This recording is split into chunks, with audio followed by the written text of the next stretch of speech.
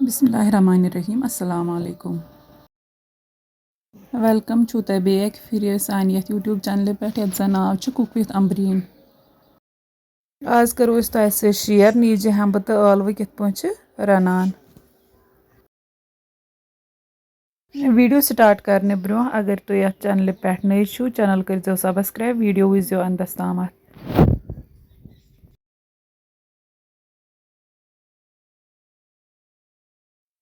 चलो करो इस अजिच रेसिपी स्टार्ट। सब्जी मे ऑलरेडी थमज साफ कर वन नमो तेल तेल कप अख या ज नमो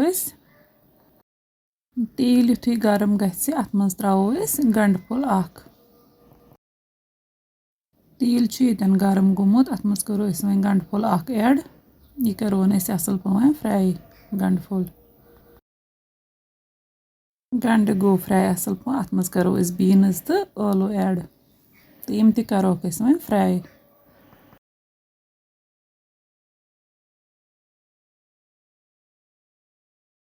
यन करो वन अत मज गार्लिक पेस्ट ऐड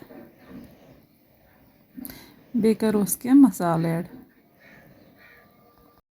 मसालन मज त्रो अत लेद्र चमच अख मरचांगन चमच ज बदियान चमच अख तो वन करो यह असल पन मिक्स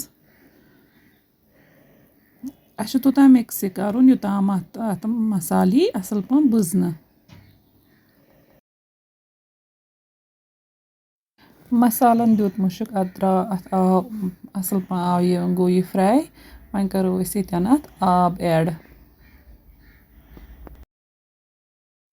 आब ऐड कर त्रो अत मज नून तो थो अत ठांड वन बंद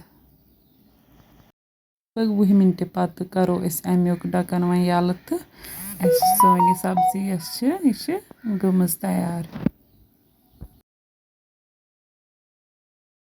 अगर तह सोन अजुक वीडियो पसंद आमुत चैनल कर सब्सक्राइब वीडियो कर लाइक तो शेयर। अल्लाह हाफिज़।